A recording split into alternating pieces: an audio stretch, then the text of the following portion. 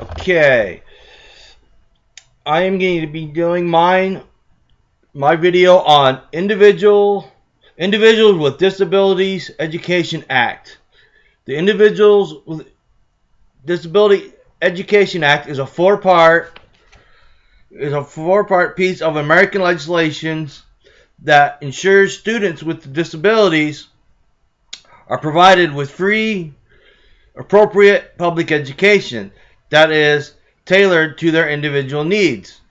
IDEA was previously known as Education for All Handicapped Children's Act from 1975 to 1990. In 1990, the United States Congress reauthorized EHA and changed the title to IDEA.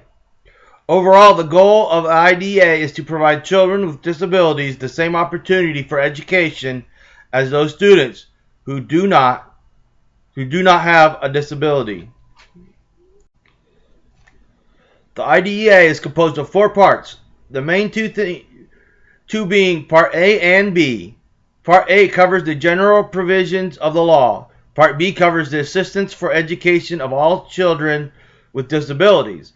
Part C covers infants and toddlers with disabilities, which include children from birth to age 3. And Part D is the national support program administered at the federal level. Each program of the law has remained largely the same since the original enactment in 1975. I will now give a brief history of IDEA. It started in 1954. The U.S. Supreme Court decided that in the Brown versus the Board of Education, Topeka case, that it was unconstitutional for educational institutions to segregate children by race. The landmark legal ruling would have far-reaching implications for special education areas.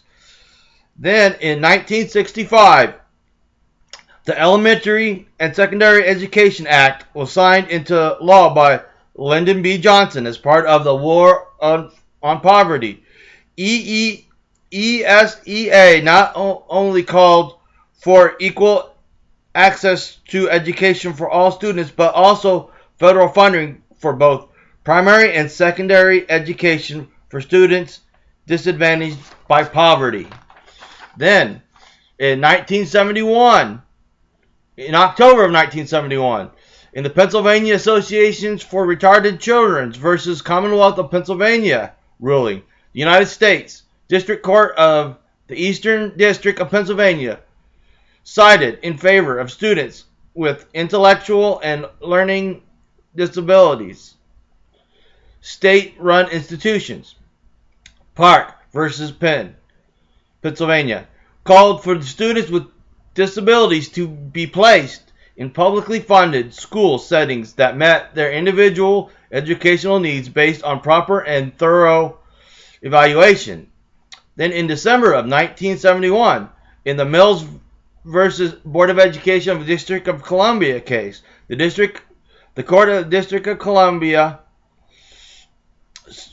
the U.S. District Court of the District of Columbia, students classified as exceptionals, including those with mental and learning disabilities and behavioral issues. The ruling made it unlawful for the D.C. Board of Education to deny these individuals access to public funded educational opportunities.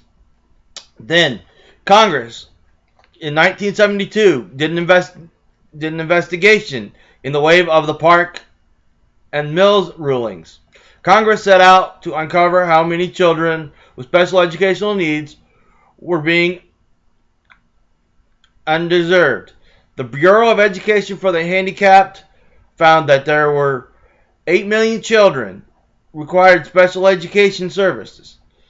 Of that total, 3.9 million students adequately had the educational needs met.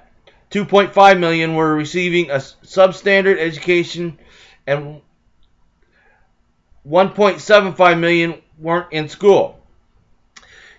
In 1975, President Gerald Ford signed the Education for All Handicapped Children's Act.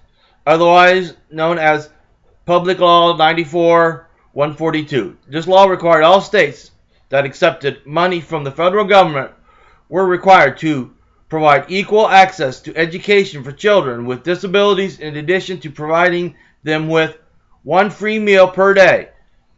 States had the responsibility to ensure compliance under the law within all of these public school systems. Then in 1976, Public Law 9947 was an amendment to the All Handicapped Children Act, which mandated that individual states provide service to families of children born with disabilities from the time they were born. Previously, their services were not available until children reached the age of 3.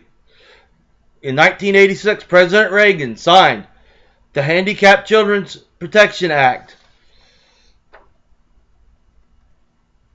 and a law that gave parents of children with disabilities more say in development of their children's individual educational plan, or IEP. In 1990, Public Law 101-476 called for significant changes to the Public Law 94-142 on the Education for All Handicapped Children Act. Traumatic brain injury and autism were added as new disability categories. Additionally, Congress mandated that as part of the student's IEP, an individual transition plan, or ITP, must be developed to help the students transition to post-secondary life. In 1997, the Education for All Handicapped Children Act became the Individuals with Disabilities Education Act. President Clinton reauthorized IDEA, several amendments that emphasize providing all students with access. Some curriculums additionally, states were given the authority to expand the developmental delay definitions from birth through 5 years of age to also include students between the ages of 6 and 9. Congress amended in 2004. Congress amended IDEA by calling for early intervention for the students, greater accountability and improved educational outcomes, and raised the standard for instructors who teach special education classes. It also required states to demand that local school districts shift up to 15% of their special education funds towards general education if it were determined that a disproportionate number of students from minority groups were placed in special education for reasons other than disabilities. I will now give some of the strengths and some of the weaknesses of the IDEA. One of the strengths is it makes the schools create an IEP and get the parents involved with disabled children's educations. And plus, it also allowed all students to get the same education, disabled students to get the same education as the normal students. Some of the weaknesses is that some states were allowed to make up their own laws to decide what age the children were to be tested for their disabilities. Another weakness is teachers have to make changes to their lesson plans to be accountable for children who have IEPs.